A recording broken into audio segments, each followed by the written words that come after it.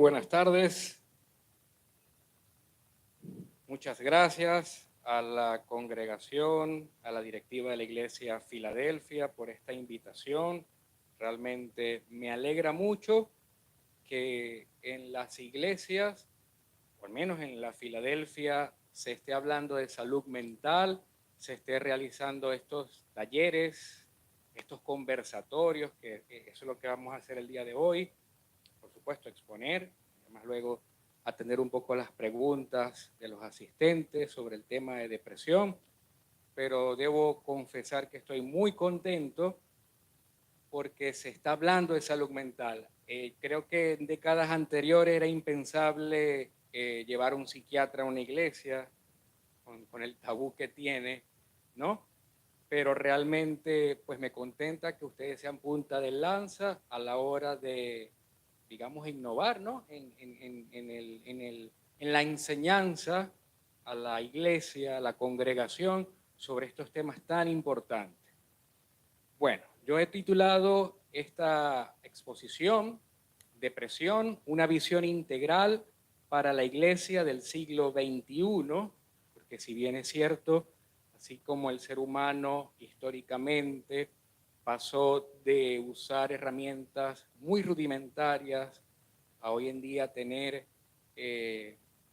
internet, inteligencia artificial, dispositivos que son mucho más avanzados de los que llevaron al hombre a la luna, a tan solo en un móvil, pues también la iglesia, a pesar de que la verdad que es inconmovible, la palabra de Dios que es eterna, inmutable, pues en cultura y en, por supuesto, históricamente va evolucionando, ¿no? El ser humano. Entonces, hay adaptaciones, por supuesto, que nosotros como congregación, pues vamos haciendo a medida que también la ciencia y los avances tecnológicos van, por supuesto, dándose. Entonces, bueno, de verdad, gracias por la oportunidad que me dan de estar acá. Primeramente a Dios, no hay ninguna hoja de algún árbol que no se mueva si Él no lo permite, así que si yo estoy acá es porque la gracia de Dios pues me trajo, ¿no? Soy un instrumento, por supuesto, oigan el mensaje, el instrumento puede que tenga rayaduras y cosas que pues por como todos los seres humanos puedan tener, entonces bueno, pues yo quiero que el mensaje sea lo importante que ustedes escuchen desde la ciencia y desde las investigaciones que se han tenido hoy en día, pues los médicos. En este caso, yo soy médico psiquiatra, egresé de la Universidad del Zulia, nuestra ilustre casa, alma mater, también doy clases en la Facultad de Ética Médica y pues también colaboro con la comunidad de San Luis con una enfermedad bastante terrible. Más adelante los que quieran conocer más de ella, les pudiese hablar, la enfermedad de Huntington. Entonces, bueno, en esa quizás forma que yo pues mantengo de vida, pues, me han invitado acá. Si es verdad, desde chamo conozco del Señor, Él se me presentó desde niño, crecí en un hogar de padres católicos, papá católico, mamá cristiana evangélica, familia materna evangélica, familia paterna católica, cristianismo al fin y al cabo, ¿no? Pero con distintas doctrinas y denominaciones, pero siempre entendiendo que hay un ser superior que nos creó y a pesar de que la ciencia va avanzando, pues sin él nada somos, ¿no? Y evidentemente, pues, a la medida que fui avanzando como médico, más lo fui comprendiendo. Entonces, de verdad, gracias Iglesia Filadelfia por la invitación y bueno, bienvenidos a los hombres de valor, a los jóvenes, adultos mayores, a las mujeres que acompañan a sus esposos, a las novias que acompañan a sus novios, y a las amigas y a todas las personas pues que están acá porque veo que hay de ambos sexos, ¿no? Quiero aclarar que soy y estoy acá en una posición como médico, ¿okay? No soy teólogo, por lo que si digo algo quizás que no vaya a ser ajustado a sus líneas doctrinales, me disculpan y me perdonan de antemano, pero bueno, voy a hablar desde el punto de vista de la ciencia y del conocimiento que tiene un hombre acerca de Dios y como parte de la iglesia, del cuerpo de Cristo, ha aprendido a lo largo de su camino. ¿Okay? Soy médico, no teólogo, ¿okay? Y estoy acá para dar un taller, más no un sermón. Entonces, para que eso esté claro desde un principio. También otra aclaratoria es que algunos elementos audiovisuales que voy a dar a continuación probablemente sean extraídos de algunas películas y quizás esa película alguien podrá decir, bueno, pero es que eso no está bíblicamente así, o esta cantante o este cantante o este artista cristiano no va con lo que nosotros creemos, pero bueno, ese no es el motivo. El motivo es usar su testimonio o un ejemplo, ¿no? Como lo puede ser también un esquema, un diagrama, una imagen, para aclarar desde un principio. Bueno, siguiente, por favor. La bienvenida, muy bien. La importancia de la ciencia y la sabiduría. Hay unos pasajes bíblicos, por supuesto, no quiero pasar por alto las escrituras, ya nos está diciendo Proverbios en el capítulo número 1, desde el versículo 20 al 23, la sabiduría hace oír su voz en las calles, clama en la plaza pública, la sabiduría clama a los que están reunidos frente a la entrada de la ciudad y a las multitudes por la calle principal. Simplones, ¿hasta cuándo insistirán en su ignorancia? Burlones, ¿hasta cuándo disfrutarán de sus burlas? Necios, ¿hasta cuándo odiarán el saber? Vengan y escuchen mi consejo. Les abriré mi corazón y los haré sabios.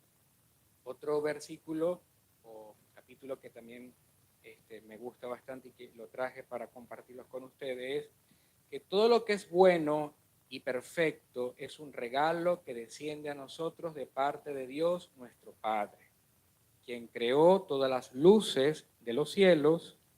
Él nunca cambia ni varía como una sombra en movimiento.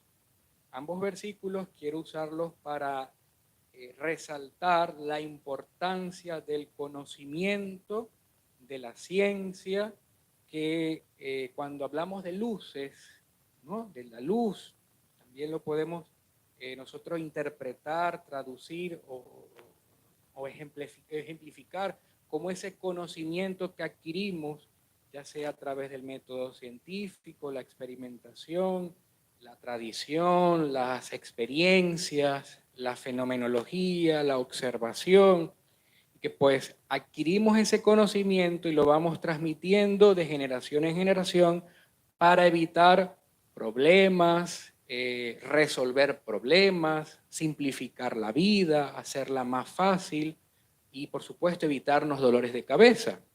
Me encanta el libro de Proverbios porque ese libro escrito por Salomón pues nos aleja mucho de dolores de cabeza en la sociedad si le prestamos atención. Y Salomón dice, ¿no? La sabiduría clama en las calles.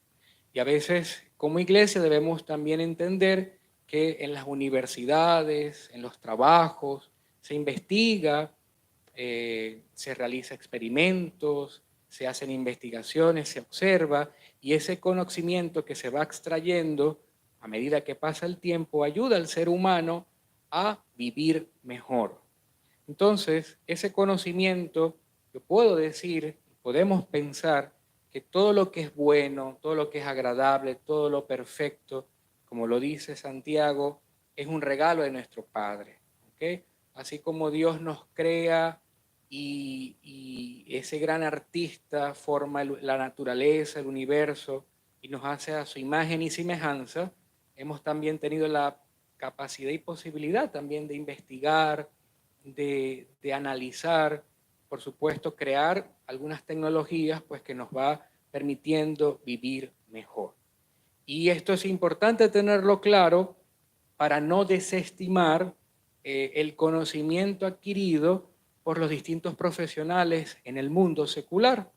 El derecho, la filosofía, las ciencias naturales, la matemática, la física, porque si bien es cierto, esto nos explica el funcionamiento físico, ¿ok? Por supuesto, del mundo, cómo podemos también vivir en él, ¿no? Y evitarnos problemas. Entonces, la importancia de la ciencia y la sabiduría en este tema, ¿no? de la depresión, en el caso de la medicina, yéndonos a la ciencia ya más específica, más naturales de la biología, pues nos va a hacer comprender sobre este tema en particular, ¿ok? De la depresión. Muy bien. Para nadie o para ustedes o para nosotros como cristianos, no es un secreto que estamos en un mundo caído. Desde que Adán y Eva, como nos relata el libro del Génesis, el hombre cae en pecado, en la desobediencia, en el orgullo, en pues hacerle caso a esa voz de la serpiente, de querer, de ese conocimiento quizás más allá, ¿no? De lo que podemos entender, y entra el pecado en el cuerpo humano, ¿no? Esto ya yo aquí en términos bíblicos y como cristianos analizándolo, nuestro ADN también se cae, ¿ok? Y así explica muchas de esas enfermedades que vamos transmitiendo de generación en generación, que pues nos trae mucho dolor. Y lo he podido ver, por ejemplo, en la comunidad de San Luis, cómo esta enfermedad genética ha transgredido ciertos genes y forman proteínas de una manera anómala que los lleva a producir estos movimientos anormales, el mal de San Vito. Y hoy por hoy se sabe que hay muchas enfermedades que por una transgresión o un defecto genético, pues se presentan en el individuo. No lo escoge, lo hereda, ¿ok? Y cuando lo empezamos a analizar este mundo caído, vemos que así también hay vegetales que pueden producir venenos, espinas, tenemos que trabajar la tierra, tener dolores, sufrir, ¿no? Y es todo a causa del pecado, ¿no? Esa mancha que llevamos desde un principio, desde la caída del hombre, ¿ok? No era el plan de Dios, no estaba la muerte dentro del plan de Dios, ni tampoco las enfermedades, pero a través de esa decisión humana caemos y bueno, cargamos con ese gran peso. Y quizás también es una forma de explicar que quizás para nosotros es mucho más fácil de entender, pero para el mundo que no conoce de la Biblia es más complejo a la hora de por qué sufrimos, por qué a mí me llegan pacientes, por qué yo tengo que cargar con esto, por qué me vienen estos pensamientos negativos, por qué tengo esta condición, por qué tengo este tumor, por qué llevo este cáncer, por qué cargo con esto. Y muchas veces podemos también responder a esto, ¿no? A este mundo caído, pues que ha dañado nuestro ADN. Y por ende, múltiples órganos, sistemas de nuestro cuerpo. Por lo que el cerebro humano, que es un órgano, no es inmune a ello. No es que está exento, no, se dañará todo menos el cerebro, no. ¿Ok? Entonces, a ver, un poco recordando esa escena de Noé, si pueden apagar las luces para ver un poco más esta parte, por favor. En el principio,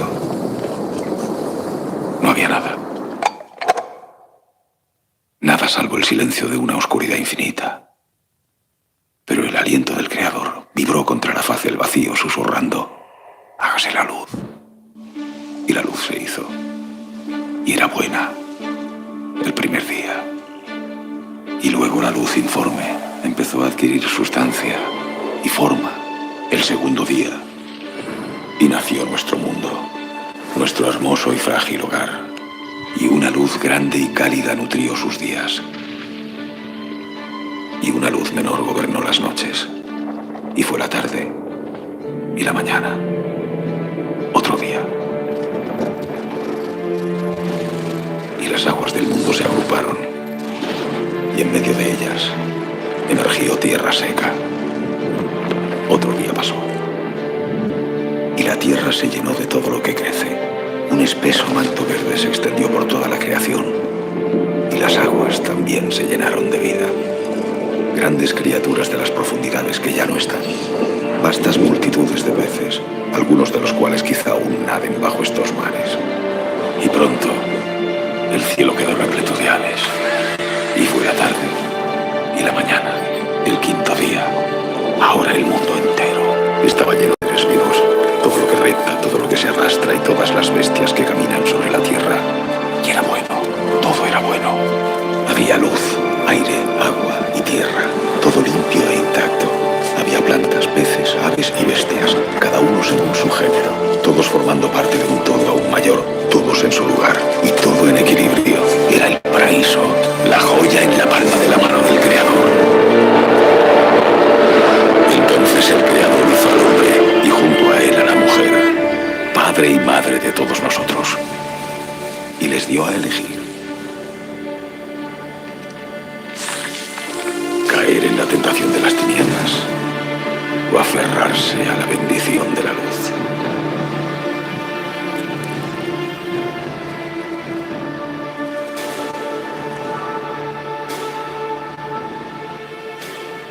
Pero comieron del fruto prohibido.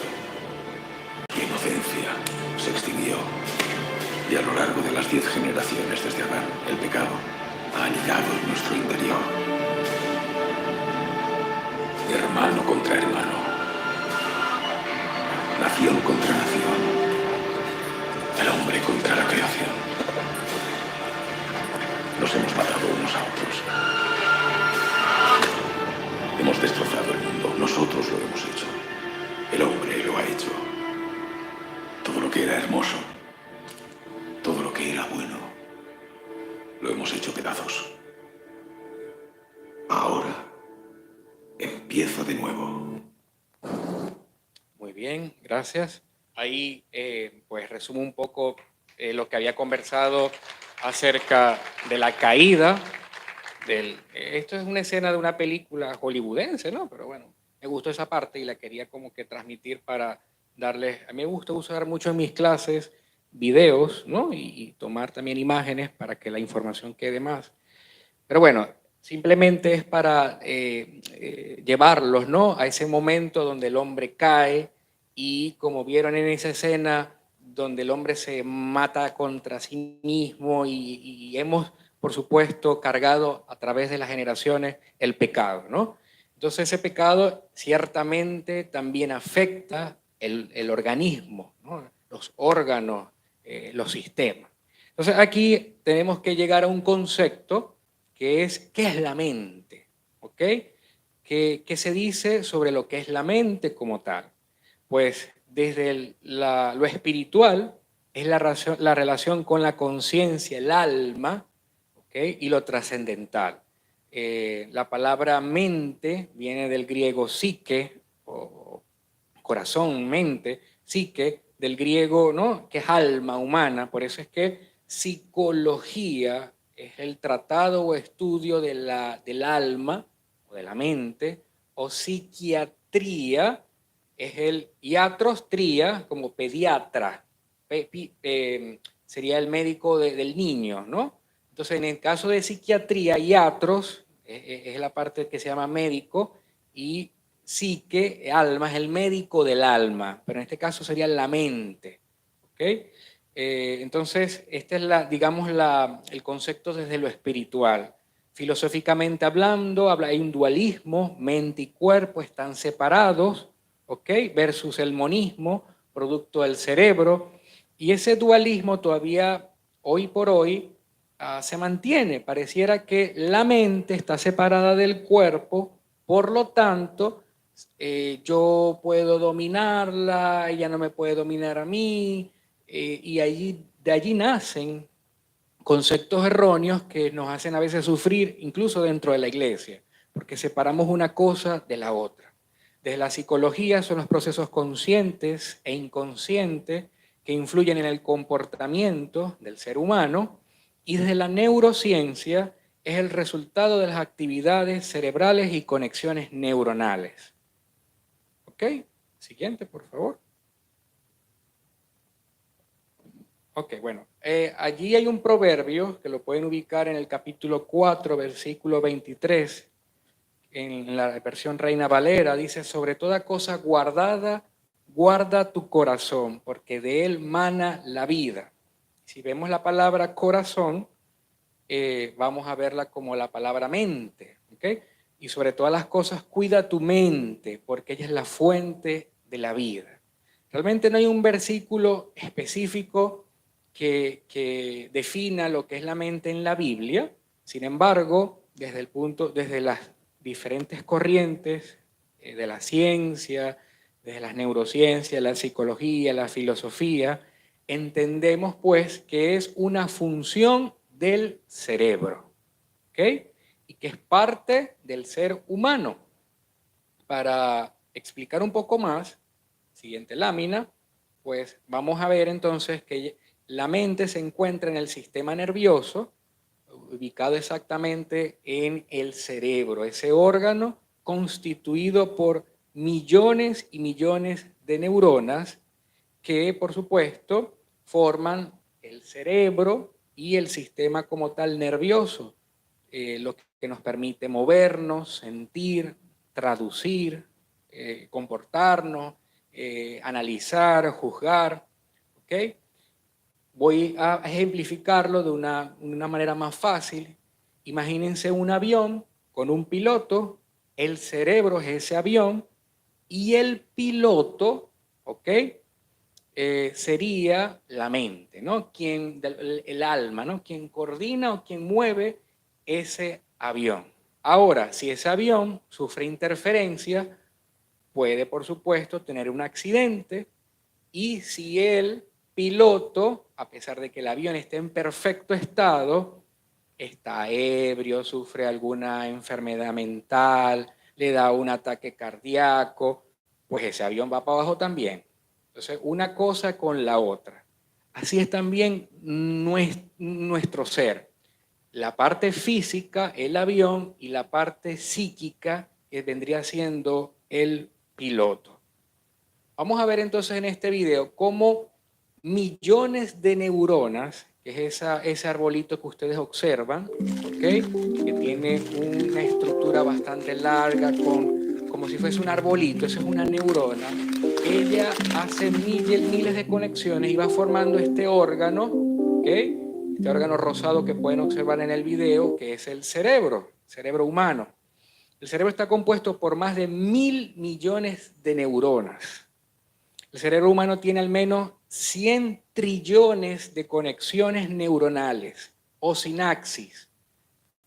Esto es más de 1.000 veces el número de estrellas que tiene la Vía Láctea, o sea, la galaxia, llamada Vía Láctea. Es un número increíble, demasiado inmenso, y esto puede, pues, hacerles dar un dato de lo complejo que puede ser la mente del ser humano, o mejor dicho, esta computadora llamada cerebro. ¿Okay? Hay algunas diferencias muy ligeras entre el cerebro de un hombre y de una mujer.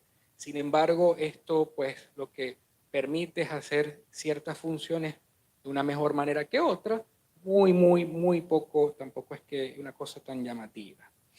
Lo que vemos a continuación es el proceso llamado sinapsis, que es a través donde una neurona presináptica envía una señal, un impulso eléctrico, esto es gracias a neurotransmisores, y lo recibe una neurona posináptica y ella responde, ¿ok? Por supuesto, hay un estímulo y hay una respuesta. Esto se da a través de la sinapsis. Dentro de esas millones de conexiones que tiene nuestro cerebro. Y ustedes dirán, ¿por qué el doctor Rey nos está diciendo todo esto? Porque es muy importante entenderlo para luego hablarles de la depresión y de, por supuesto, de la salud mental. La siguiente lámina, por favor. Entonces, tenemos que definir que la salud mental es el estado de bienestar en el cual una persona es capaz de manejar el estrés de la vida, trabajar de manera productiva y contribuir a su comunidad. No solo implica la ausencia de trastornos mentales, sino también el equilibrio emocional, psicológico y social. Y esto es muy importante, este concepto es extraído de la Organización Mundial para la Salud, pero es muy importante entenderlo, ¿okay? Porque es muy básico para luego entender lo que es la depresión y para entender también ciertos comportamientos o situaciones extrañas que pueden tener algunos hermanos en la congregación. Cuando una persona no logra modular sus emociones ante el estrés, está sometido quizás a problemas económicos, a alguna enfermedad física, por ejemplo, una infección, ¿ok? O diabetes, por ejemplo. Además de eso, ocurre la muerte de algún ser querido y esta persona empieza y estalla y empieza a gritar o a hablar incoherencias, obtiene pensamientos de muerte o no quiere trabajar. Allí estamos hablando de que el desequilibrio de la salud mental aparece. Pongo otro ejemplo, es el mismo individuo con una diabetes, con la muerte de un ser querido, con alguna infección, con el carro dañado, pero aún así esta persona sale a trabajar, va a la iglesia, le da gracias a Dios y bueno, sigue adelante. ¿Qué lo diferencia de la una de la otra? Pues ese desequilibrio en su salud mental. Una persona puede no tener los recursos quizás adecuados, por ejemplo, estar en pobreza, sufrir de un cáncer, pero puede tener mejor salud mental que una persona que tenga mucho dinero, que tenga un buen físico, pero que no puede dormir bien y está atormentado. Y ustedes dirán, ¿cómo es eso? Pues porque es ese estado en el cual la persona es capaz de manejar el estrés de la vida de una manera productiva y además contribuye. Bueno, esa persona pobre no podrá dar tanto, pero lo que tiene lo da en el momento que lo tenga que dar, ayuda. ¿Okay? Entonces, no implica la ausencia de trastornos mentales o incluso enfermedades, sino un equilibrio psicológico y social. Esto hace que una persona tenga salud mental. Alguien cuando estalla o cuando agrede a pesar de tener todas las herramientas, podemos decir que está teniendo un problema o un trastorno de salud mental. Entonces, la Organización Mundial para la Salud define como estado de bienestar, desarrollo de capacidades y contribución a la comunidad. Y esto me gusta porque nosotros somos seres sociales. Lo dice la Biblia, no es bueno que el hombre esté solo y siempre estamos en compañía. Y la iglesia, esa unión entre los hermanos, ya es otro ejemplo también de la comunidad.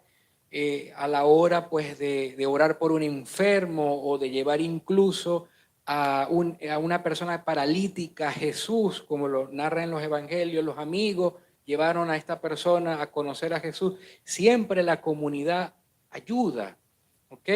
Y habla de la salud mental.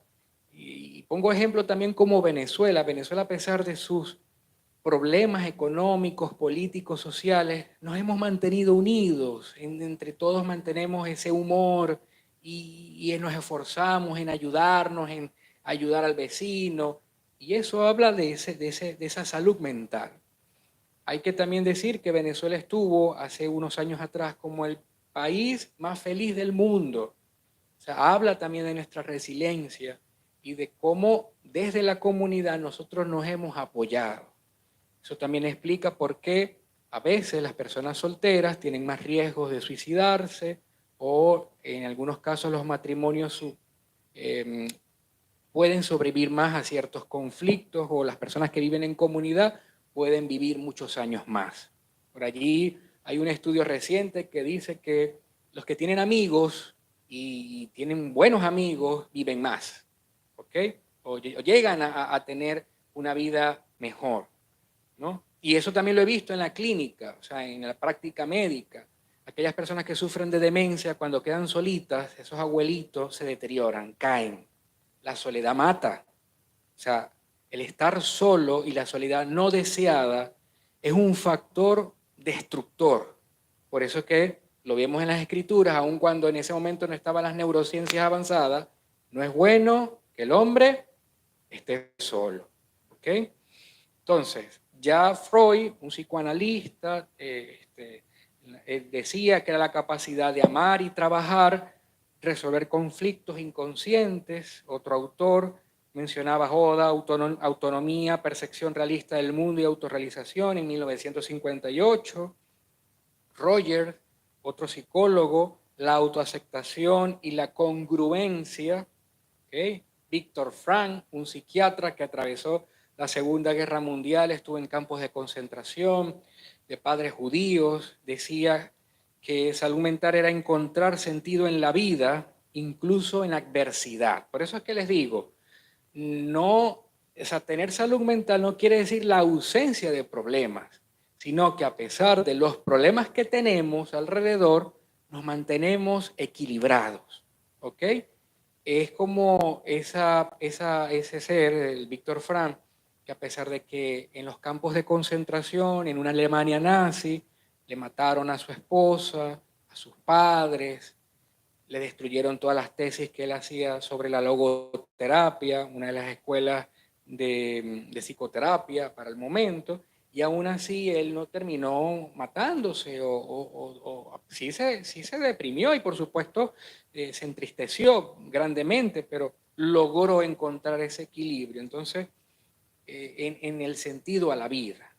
Y la Asociación de Psiquiatría Americana, pues el componente clave del bienestar general afecta pensamientos, emociones y acciones, cuando habla de la salud mental.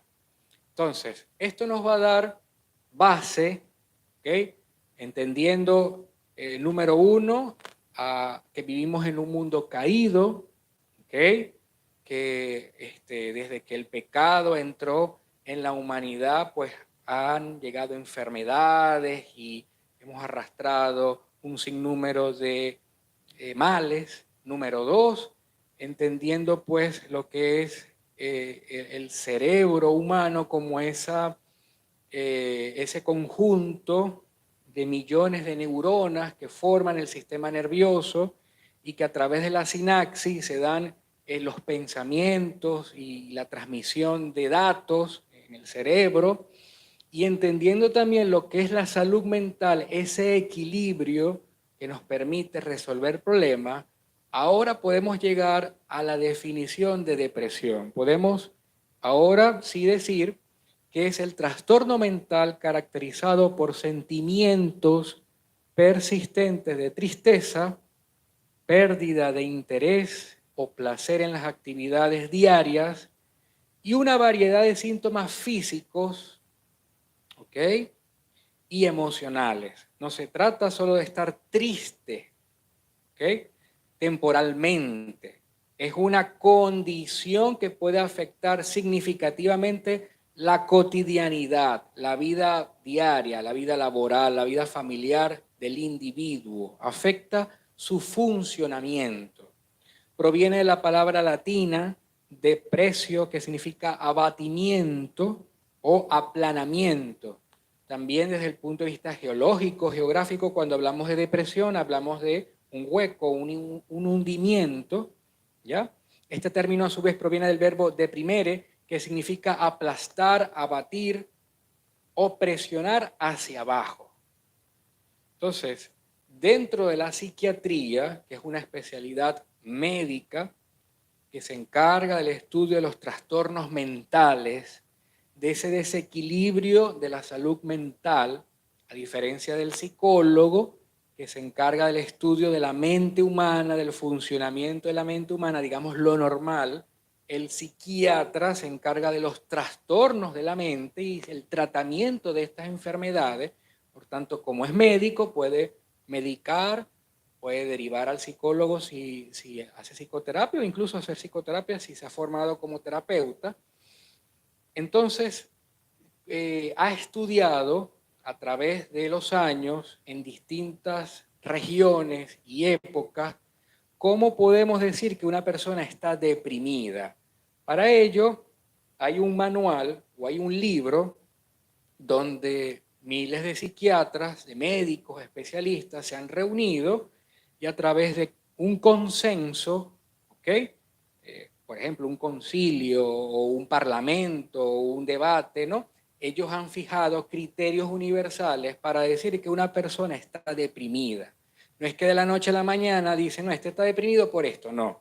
Es a través de décadas de estudio donde pues hay criterios que se tienen que cumplir para decir que una persona está deprimida y son los siguientes. Por favor, la siguiente lámina. El DSM, que es el Manual Diagnóstico de Trastornos Mentales, que ya va por la clasificación o la versión número 5, ¿ok? Refiere que para que una persona tenga una depresión tiene que tener más de 2 semanas, ¿ok? Más de 2 semanas o más, ¿ok? Con los siguientes síntomas. Número 1, estado de ánimo depresivo la mayor parte del día. Marcada disminución del interés o placer. ¿Okay? Eso nosotros lo denominamos como anedonia. La ausencia o la baja dificultad para sentir placer. Pérdida significativa de peso. En algunos casos hay un aumento de peso cuando son depresiones de tipo bipolar. Insomnio, dificultad para dormir. O hipersomnia, duerme mucho. Agitación o retraso psicomotor, esa persona que la ven lentas, cabizbaja, que no quiere hacer nada. Fatiga o pérdida de energía, si antes limpiaba, ayudaba en la iglesia, acomodaba las sillas, ya no quiere hacer nada, está con poca energía. ¿Okay? Sentimiento de desvalorización o de culpa, y podemos poner algunos ejemplos. No, yo no valgo nada, yo he cometido errores, yo soy un pecador, realmente yo no sirvo. Son esos comentarios que van lanzando sutilmente y en su discurso se nota pues que siempre se está descalificando, menor capacidad de pensar o concentrarse, no logra atender una predicación por completo, no logra concentrarse, prestar atención, por lo que tiene problemas de memoria. Y esa persona que dice, no, yo tengo que tomar algo para la memoria porque es que yo no sé qué me pasa. Ya allí la persona se está dando cuenta que algo no le está ayudando a fijar el conocimiento. Y esto es diferente a una persona que sufre Alzheimer, porque la persona que sufre Alzheimer no se da cuenta que está perdiendo la memoria. En cambio, una persona con depresión o con trastorno de ansiedad sí se da cuenta que su memoria se está afectando. Dice, no, pero es que yo no me puedo concentrar. ¿Por qué? Y eso se los explico rápidamente. Hay algo en el aparato psíquico o en nuestro cerebro que se llama atención, ¿no? La atención es como estas luces, o imaginémonos un teatro, la luz está iluminando a los actores, ¿no? En el escenario. De pronto, si esa luz enfoca al público, deja de enfocar al escenario, a los actores, y va a enfocar a los otros personajes o al público. ¿Ok? Y eso se registra en la memoria. Una persona que siempre está, no, porque tengo que hacer esto, yo no sirvo, yo no valgo, yo soy inútil, no, porque es que ya yo no puedo. Entonces siempre está pensando en su mundo interno, el foco atencional, esa luz que ilumina el escenario, por dar una analogía, está iluminándose a sí mismo o está prestándose atención a sí mismo, por lo que no mira donde deja las llaves, donde qué es lo que tiene que hacer, y por eso es que hay fallas de memoria. Pero la persona dice, pero es que tengo problemas de memoria, no me acuerdo. Claro, si siempre está pensando en su mundo interno. Entonces, para que haya buena memoria, primero tiene que haber atención. Si no hay atención, no hay memoria. Por eso es que las personas que sufren de trastornos de atención como el TDAH salen mal en el colegio o en el liceo o en la universidad porque al no captar la información no hay memoria. Y si no hay memoria no pasan los exámenes o no resuelven los problemas porque hay un problema de atención. Claro, ese es otro tema y eso se debe a otros factores que pudiésemos hablar toda una tarde de lo que es el TDAH, pero en este caso la atención se ve afectada porque el individuo siempre está pensando en sí mismo sobre sus problemas. Por eso es que hay menor capacidad de pensar o concentrarse. Pensamientos recurrentes de muertes. Ya llevamos 9, según la lámina. Entonces tiene que haber 5 síntomas o más durante más de 2 semanas para diagnosticar una persona con depresión. ¿Ya? Llevamos 9. Una persona que ya lleva 5 de lo que hemos ya dicho y lleva más de 2 semanas así, está deprimido. El criterio número 1 y el criterio número 2 obligatoriamente. Es decir, ánimo deprimido la mayor parte del día, más una marcada disminución del interés o el placer. Estos consensos no lo dice el doctor Rey o Rey Varela, sino que lo dice una asociación mundial de médicos, de psiquiatras que se han dedicado a estudiar y a mirar estas conductas en gente en la China, en Canadá, en Colombia, en Venezuela, y a través de todas esas observaciones y miles de estudios llegan a estas conclusiones. ¿Ok? Pensamientos recurrentes de muerte. Esto lo podemos también descifrar en algún hermanito o hermanita que diga, ay, ¿sabe qué? Yo creo que mejor que el Señor me lleve. Ya yo quiero que ya Dios venga por mí. Cuidado, ¿no? Porque puede estar esa hermana o ese hermano deprimido. No, ya yo le pido a Dios que me lleve. Ya eso, te podemos decir que una persona tiene un pensamiento recurrente de muerte. Ya quiero descansar. Cuando la mayoría de la gente lo que quiere es más bien es vivir y le tiene miedo a la muerte, ¿no? Mucha gente le tiene miedo a la muerte. Y tienen 80 y 90 años y no piensan en morirse todavía. Pero en estos pacientes con depresión mayor ya están pensando en que llegue ese momento. Causa un malestar significativo o deterioro, ¿ok? En las actividades laborales, en las actividades académicas, en las actividades familiares. Son esas personas que también de pronto rendían y ya no están haciendo las cosas como antes. Si antes les daba placer comerse un pasticho, disfrutar de una película, de una alabanza, ya no lo hace. De pronto es la esposa que le gustaba compartir con su esposo, intimar con su esposo y de pronto ya tiene meses que no quiere, que no tiene placer, que finge incluso para complacer a su esposo. Esos son datos que deben hacer pensar al hermano que probablemente la persona está deprimida. No se puede atribuir a sustancias u otras afecciones. Es decir, que esté tomando algún medicamento que pueda dar todos estos síntomas. Hay ciertos antihipertensivos o medicamentos que se usan para el corazón, como los beta bloqueantes que pueden deprimir. Hay ciertos tratamientos oncológicos como la quimioterapia que pueden también deprimir. Hay ciertas patologías, enfermedades que pueden deprimir, como ciertos tipos de cánceres, problemas hormonales, de la tiroides, de la diabetes metabólico, que hacen que una persona tenga todo esto que ya mencionamos. Para diagnosticar un trastorno depresivo mayor tenemos que decir que esto no está, ¿ok? Porque si no sería una depresión a causa de, ¿ok? Y no puede también atribuirse a sustancia o otra afección, no se puede explicar por otros trastornos. Vamos a recordar los criterios para depresión. Tengo que decir, de los 9 criterios que había mencionado, es importante resaltar que el número 1, el estado de ánimo deprimido, en los extremos de la vida, en niños o en adultos mayores y en ancianos, puede darse la irritabilidad.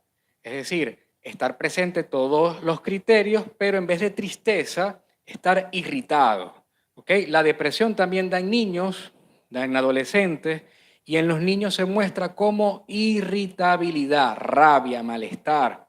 También en los hombres muchas veces puede existir esa ira o esa irritabilidad más que la propia tristeza. ¿Ok? Sin embargo, en líneas generales son estos 9 criterios.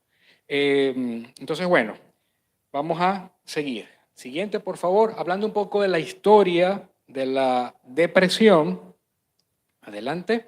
Ok, ya en el Antiguo Testamento vemos a algunos personajes con el síndrome depresivo, el trastorno depresivo.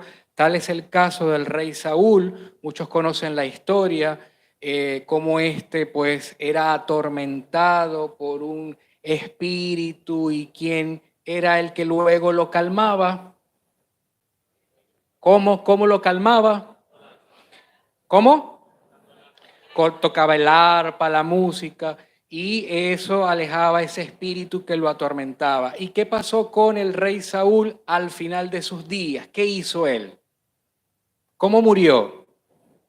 Se mató, ¿verdad que sí? ¿Ok? Pero para los judíos, para esa cultura, el suicidio era muy mal visto. ¿Y qué hizo él? Pero agarró un cuchillo y se lanzó, ¿no? O sea, para que introdujera y pues pudiese entonces morir. Hipócrates, el alineamiento, ya en ese entonces hablaban de los planetas, provocaba que el vaso segregara la bilis negra, que entonces oscurecía el humor y causaba entonces la melancolía. De ahí viene el término la melancolía, ¿no? De la bilis, lo negro. También tenemos a un personaje bastante conocido, era Martín Lutero. En uno de sus escritos él decía: cuando me acuesto, el demonio siempre me está esperando. Cuando empieza a atormentarme, le doy esta respuesta: demonio, ahora tengo que dormir. Dios manda que trabajemos de día y durmamos de noche, o sea, que tiene insomnio, ¿no?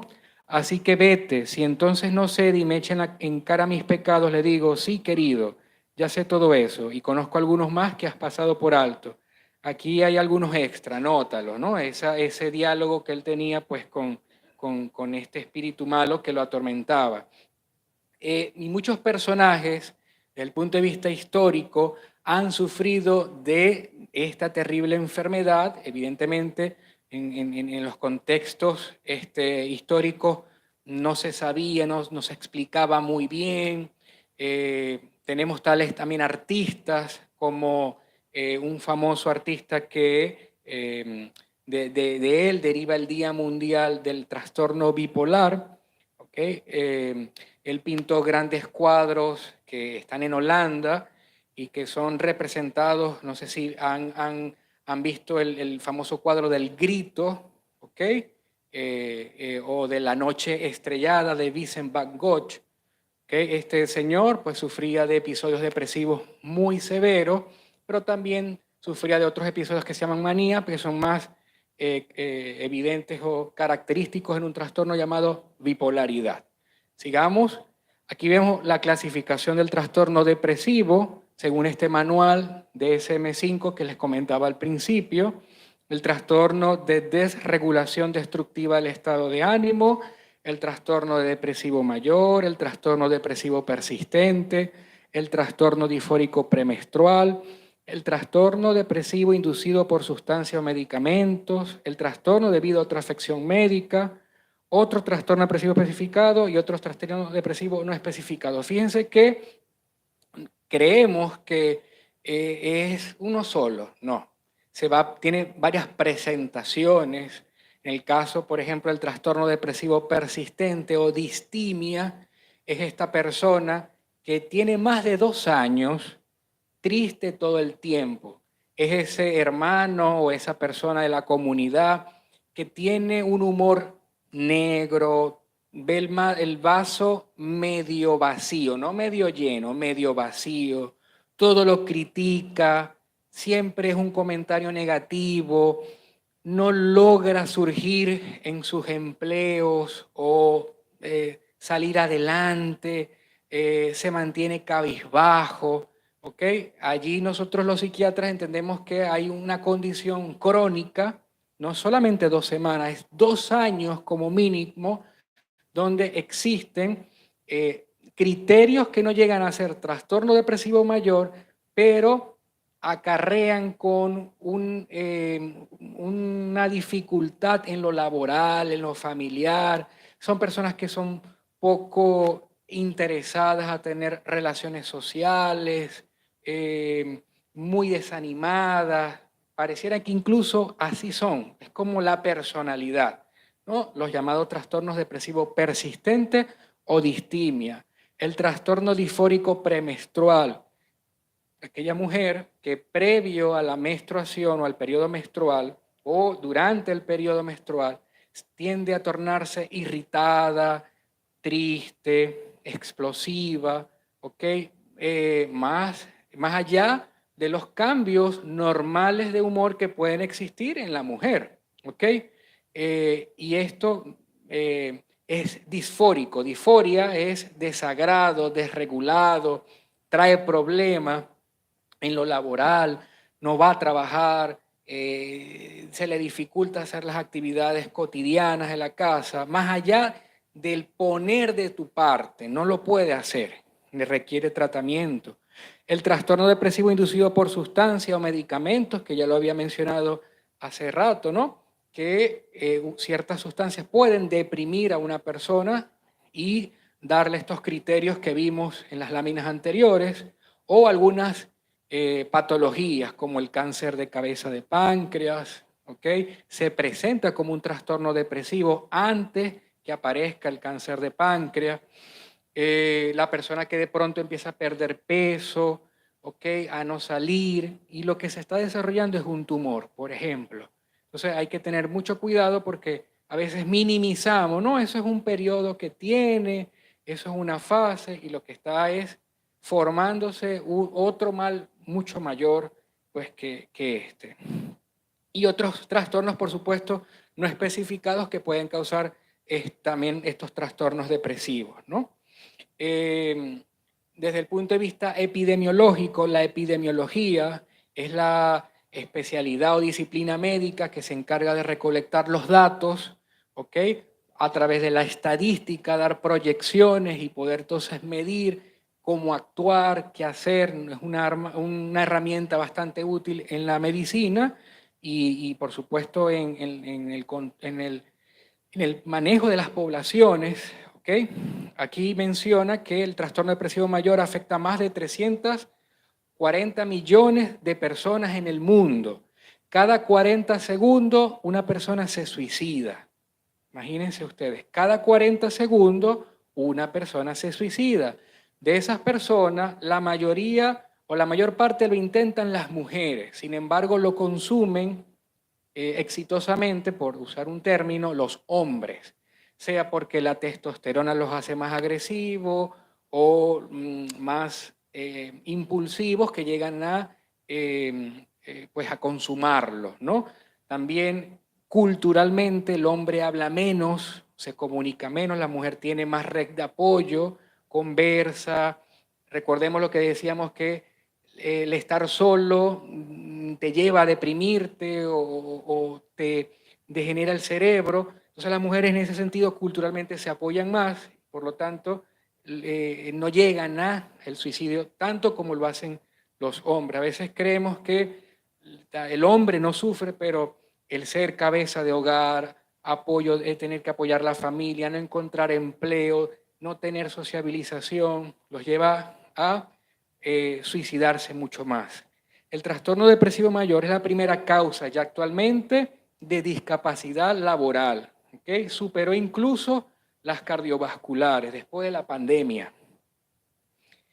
Ok, siguiente. ¿Qué no es la depresión? Es importante decir que la tristeza es una emoción y que no es depresión. ¿Ok? La tristeza es una emoción debida a la reacción de un evento, de una noticia. Me puedo sentir triste porque perdí el trabajo, puedo sentirme triste porque, bueno, tuve la muerte de un familiar y eso se convierte en un duelo, ¿ok?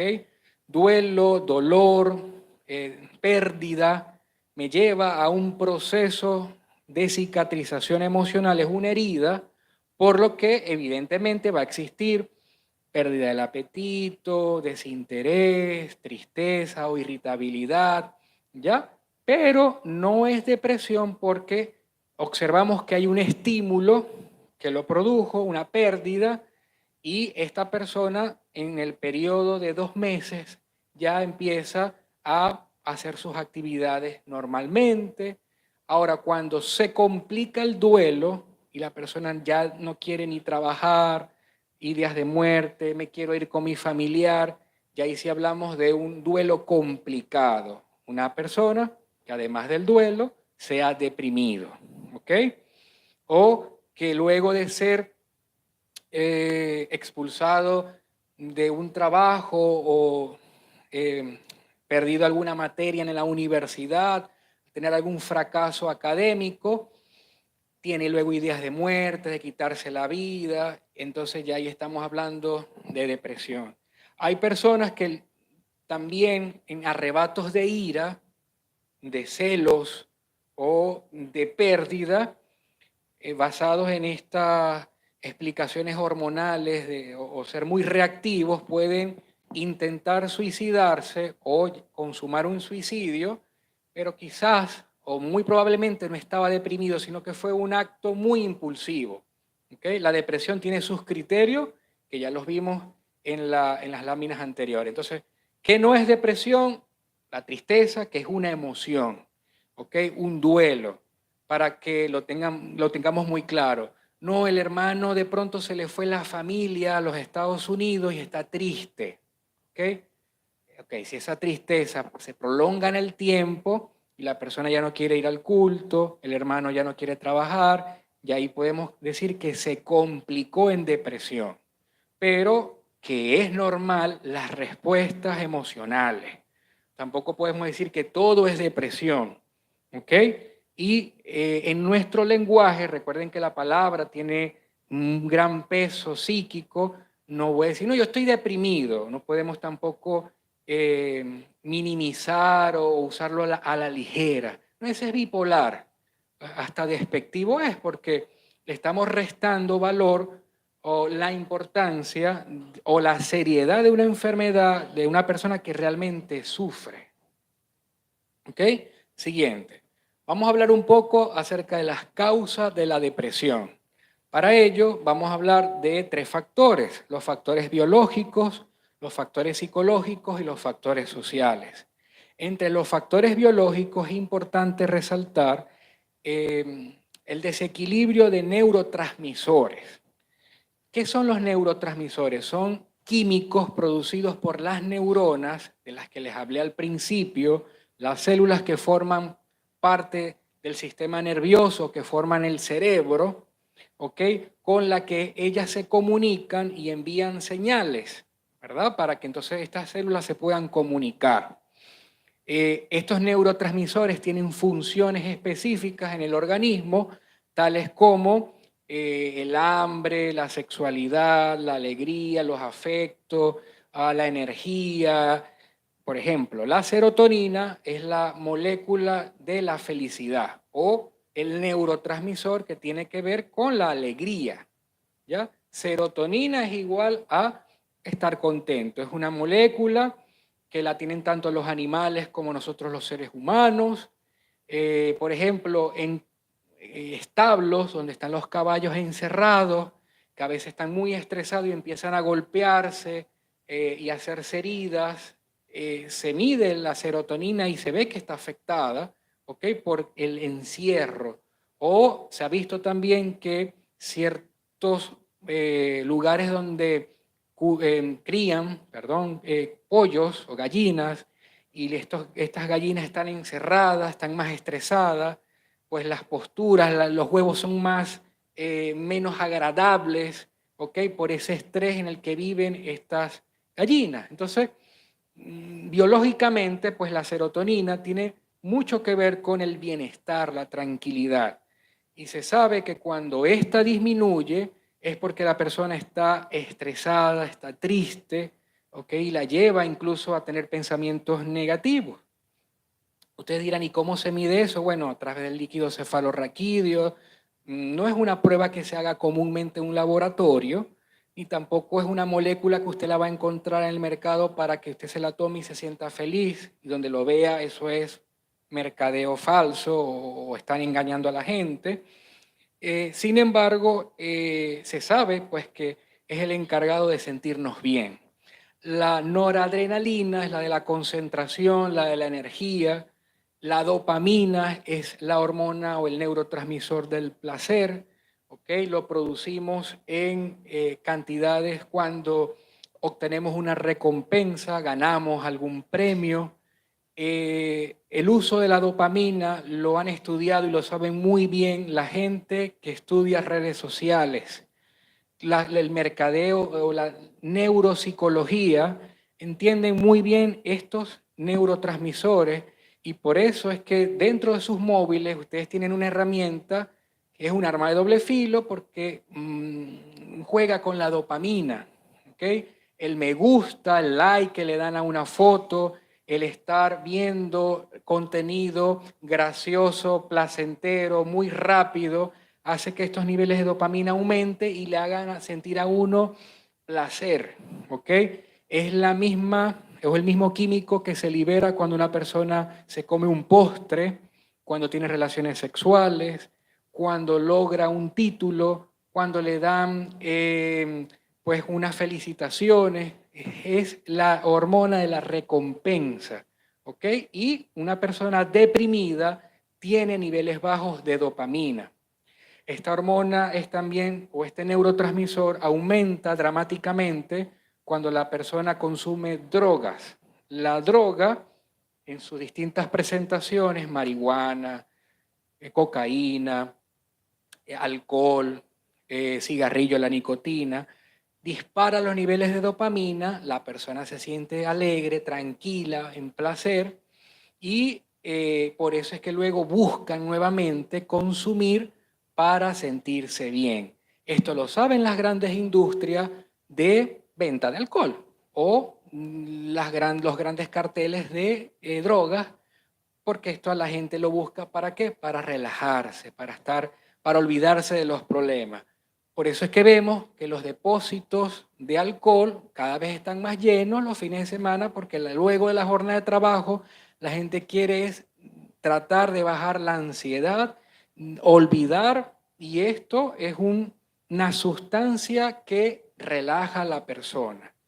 Muchos de los medicamentos que se usan como ansiolíticos, alprazolam, clonazepam, actúan en un receptor de la neurona donde actúan también estas drogas. Claro, por eso es que la persona se relaja, y por eso es que en algunos casos no puede ser usado por mucho tiempo y tiene que ser supervisado por el especialista, porque allí es donde causa dependencia, tal cual como puede suceder con el alcohol. Y de allí viene el tabú de no, yo no voy a tomar medicamentos psiquiátricos porque me van a hacer dependiente. Por esa parte. Y es el único medicamento, no el que tiene que ver con la serotonina, no el que tiene que ver con la noradrenalina o el anticonvulsivo que tiene que ver con la epilepsia, sino específicamente con el ansiolítico. Y esto es importante saberlo para quitarle tabú a la persona que toma un tratamiento médico psiquiátrico, que le dice, no, tú te vas a volver adicto. No es así. Hay que verificar muy bien qué es lo que toma, por cuánto tiempo lo toma y quién se lo indica. Hay mucha automedicación, o la vecina, o el TikTok, o me lo dijo tal persona, y es ahí donde vienen entonces las dependencias. Bueno, hay otros neurotransmisores que son muy importantes, pero de verdad que tendría que tener, y son temas académicos más de la medicina, pero es para que ustedes tengan una visión general que hay un desequilibrio en neurotransmisores. Ahora, ¿solo depende la depresión de desequilibrios en neurotransmisores? No, no es tan básico como eso. No es solamente dar una pastilla tampoco, porque también está la parte genética. Observamos que hay genes que se activan en ciertas familias Y por eso es que uno pregunta, y es muy importante la historia clínica o médica, y vemos, la bisabuela sufrió de depresión o de alcoholismo, para la tatarabuela o el abuelo era alcohólico. Y es esa genética que se ha dañado y se va a transmitir a la siguiente generación, tal cual como el color de ojos, el del cabello o el color de la piel. Ojo, ¿no? Se hereda y si entonces no te cuidas, emerge la enfermedad, ¿ya? Alteraciones hormonales, tales como la tiroides, es una glándula que tiene la importancia de producir una hormona, la tiroxina, que pues también tiene que ver con el metabolismo, con la energía. Al verse disminuida esta hormona, la persona también puede estar enlentecida, triste, aumenta de peso, tiene una clínica, una semiología muy importante. Son esas personas que se le engrosa el cuello, ¿okay? Tienen como tumores o nódulos, y estas personas pueden aumentar mucho de peso, tener vello en lugares donde no tiene que tener pelo o cabello, ¿okay? Sobre todo en las mujeres, ovario poliquístico. Entonces estas mujeres o estas personas pueden también deprimirse. Entonces imagínense que este individuo tiene todo esto y uno le dice, pero ponga de su parte.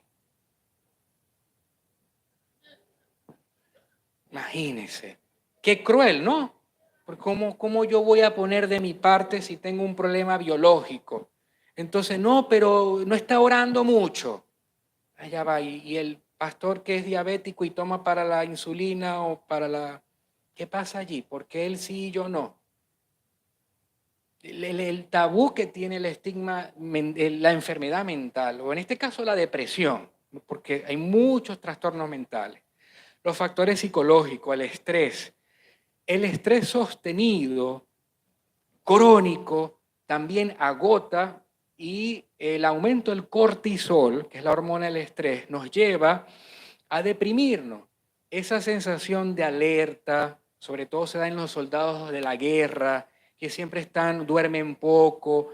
Imagínense, no somos soldados, pero, bueno, somos soldados de Cristo, sí, pero desde el punto de vista social, se me va la luz, tengo que agarrar agua, de pronto no tengo para llegar al último para la comida de los muchachos, la enfermera que le pagan un tanto y tiene que pagar también la lista de los niños. Ese estrés continuo, mantenido, a pesar de que no tenga problemas estos biológicos, el cortisol elevado lo lleva luego a depresión también. Un trauma, violaciones, choques, desastres naturales, pueden incluso llevar a una persona a desequilibrar todos estos neurotransmisores y los llevan a una depresión. ¿Ok?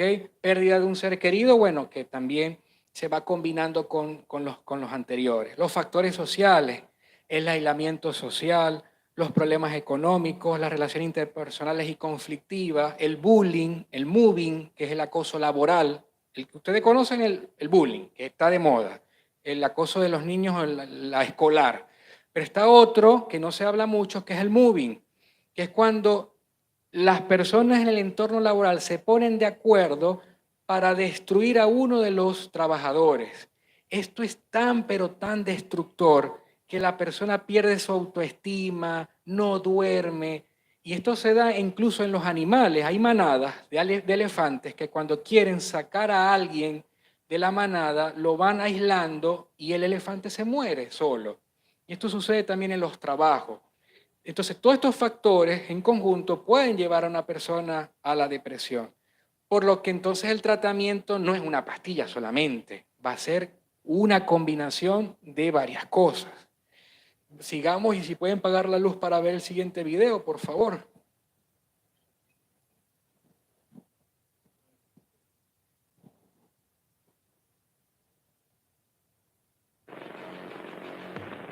Aquí vamos a observar las neuronas, ¿ok? Cómo ellas, desde el punto de vista molecular, no microscópico, molecular, van transmitiendo estos neurotransmisores, dopamina, noradrenalina, y van enviando esos impulsos.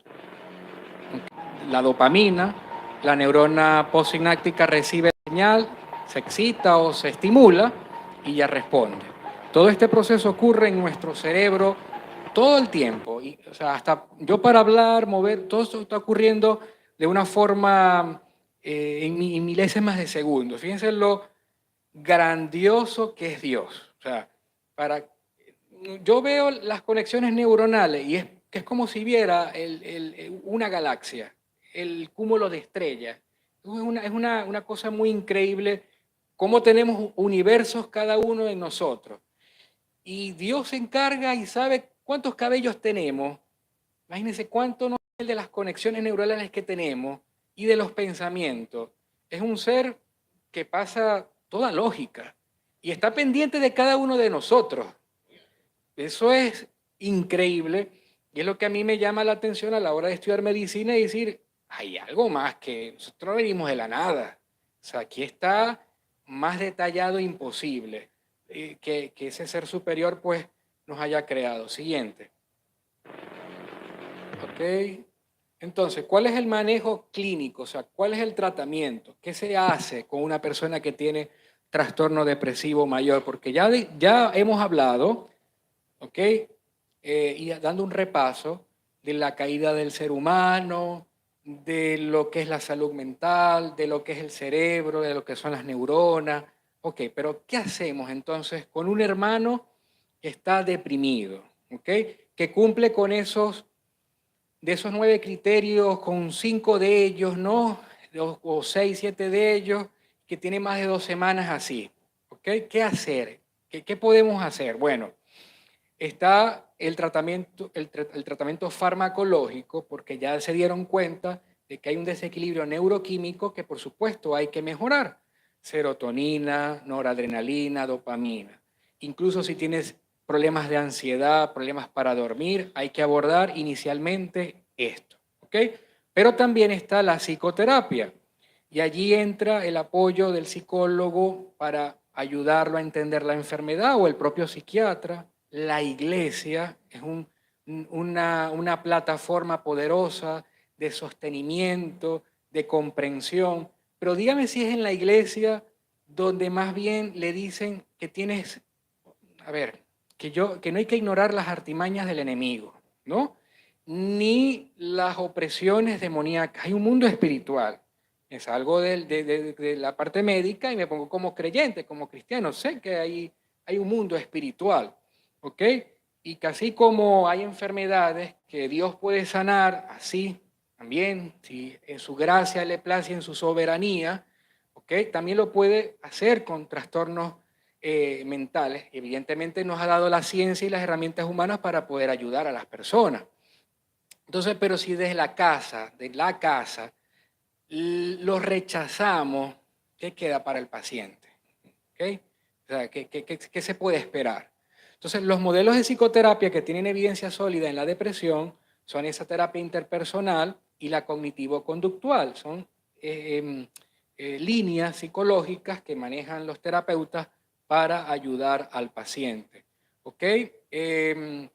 Por sí sola, la farmacoterapia puede ayudar en casos leves, pero en casos graves sí se necesita el tratamiento con la parte psicoterapéutica y además también ver si hay algo orgánico que está afectando, hormonas, otras enfermedades. Entonces hay que hacer un manejo integral. Un médico de atención primaria puede indicar tratamiento farmacológico y dar apoyo psicológico básico a través del trato con el paciente y suministrar información sobre el trastorno depresivo mayor. Lamentablemente, hasta en las emergencias y en los hospitales a veces llega el paciente y le dice, usted no tiene nada, deje de fregar la vida, ¿ok? Vaya a su casa, y le dicen, los ofenden, y es un paciente que está sufriendo.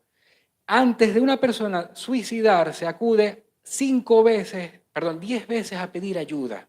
Va al médico, habla con alguien, da señales, y la mayor parte no lo atienden, o la mayoría en las partes no lo atienden, por ese estigma, la ignorancia, pero qué bueno que la Iglesia de Filadelfia rompe hoy con eso, ¿no? Y sigue adelante.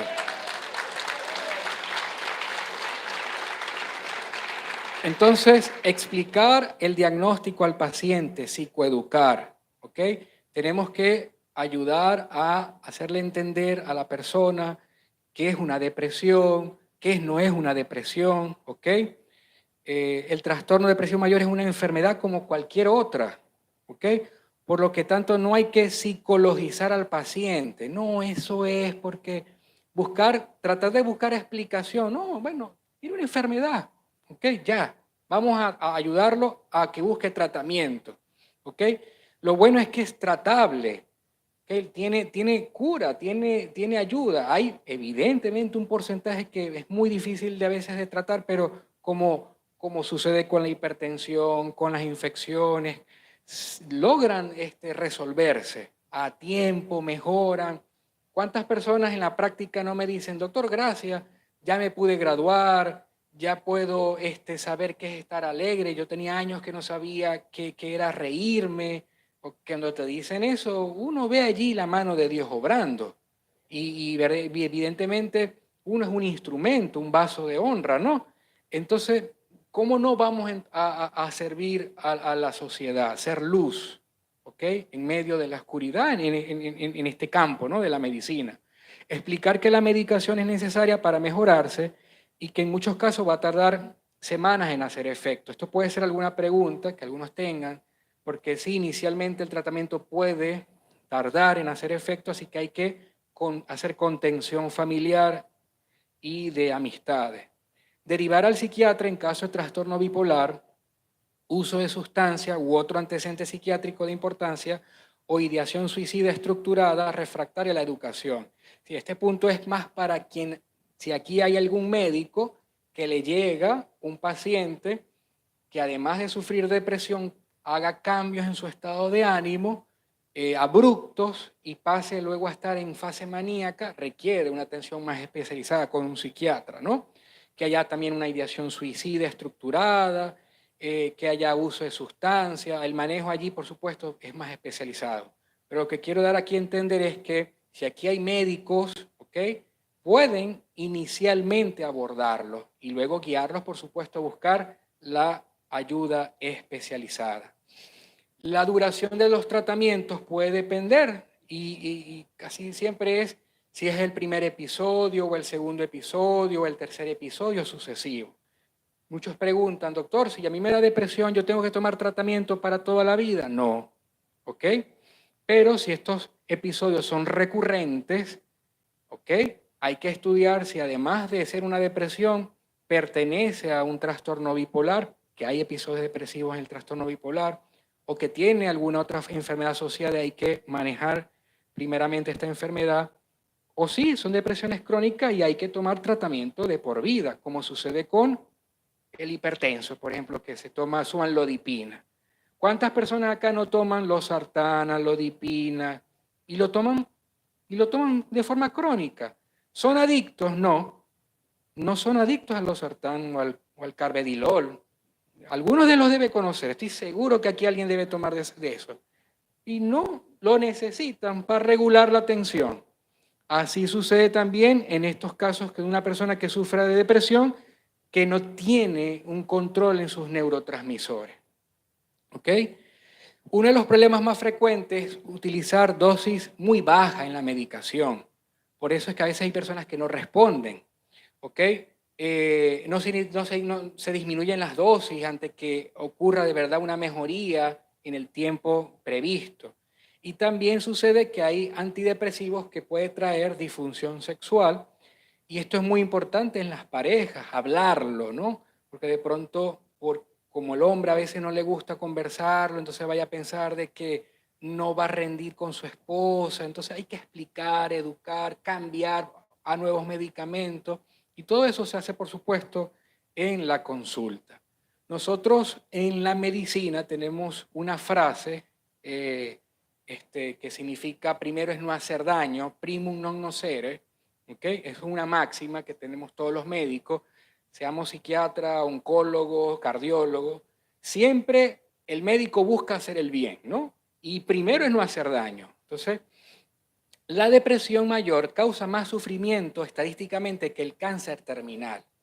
uno cuando va a medicar no va a ser adicta a la persona, que ese es también otro mito. No, porque están aliados con las industrias farmacéuticas, ya va, uno tiene una ética, ¿ya? Y uno como cristiano sabe que hay un Dios que mira y juzga, y uno evidentemente no va a colocar un medicamento para hacer adicta a una persona o poner un antihipertensivo. Sabemos que la industria farmacéutica, como puede suceder en el derecho, en la política, en la educación, en la religión, el ser humano tiene corrompido el corazón y busca muchas veces las ganancias.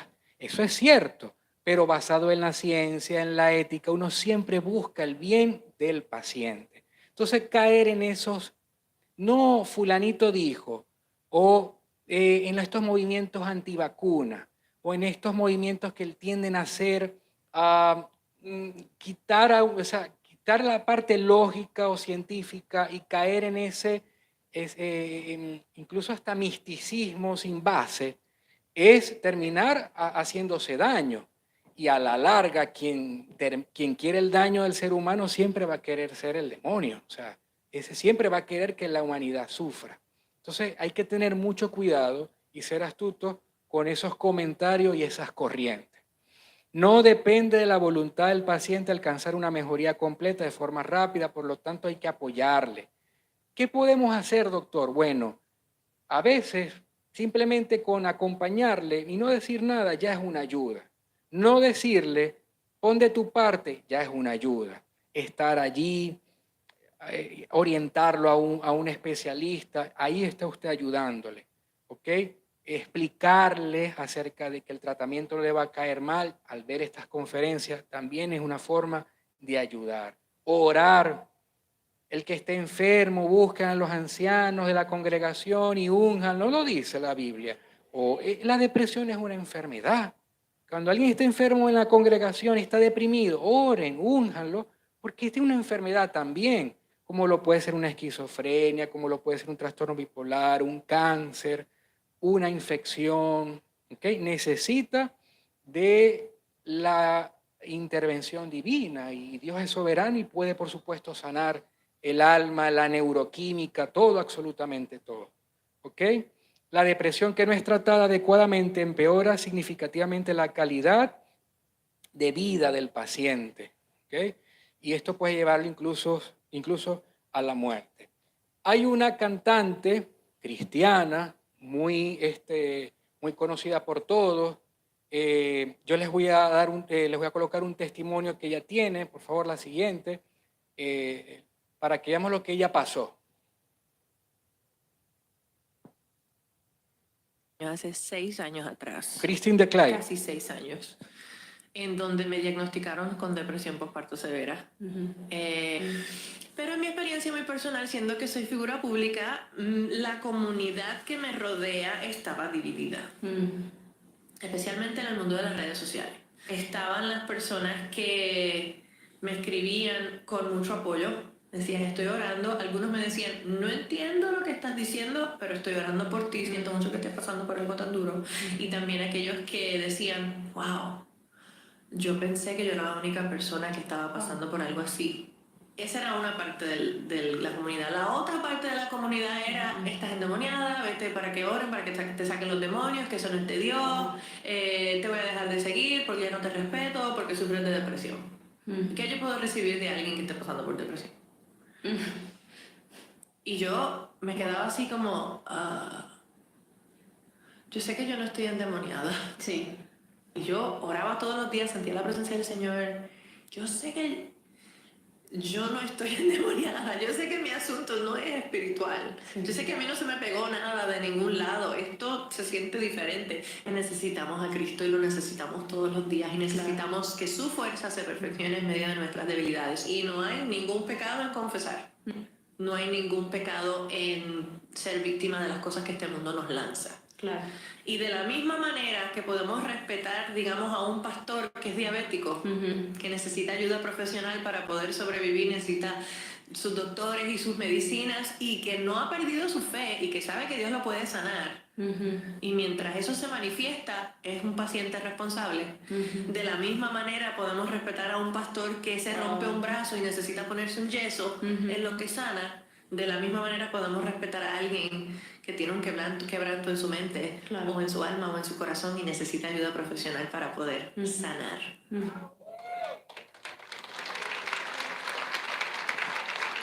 Entonces, bueno, el mensaje es que no juzgamos, amamos, ¿ok? Que hay que diagnosticar, que hay que conducir al paciente con depresión que sufre, que nos vamos con un conocimiento, ¿ok? Y que es muy importante pues que como cuerpo de Cristo nos podamos ayudar para que el que esté caído lo levantemos, porque mejor es 2 que 1, y cordón de 3 no lo rompe tan fácilmente, que es un versículo usado en el matrimonio, pero la unidad en los hermanos es importante. O sea, que podamos ayudar al que está caído y que no sea la iglesia que lo vaya más bien a terminar de hundir, de deprimir. No, que eso nos nazca de acá. De verdad que quiero pues darle las gracias por su atención. Vamos con el ciclo de preguntas. Escriba allí en su mente ese Proverbios 4:23. De verdad que yo lo grabé en el primer año del posgrado de psiquiatría, ¿no? Sobre todas las cosas, cuida tu mente, cuida tu corazón, cuida tu alma, porque de ella es la fuente de la vida. Sin salud mental, que lo demás no lo tenemos, ¿no? La salud física no se da. Entonces, que Dios nos guarde, nos cuide de todo mal y podamos también ayudar a nuestros hermanos. ¿Ok? Muchísimas gracias.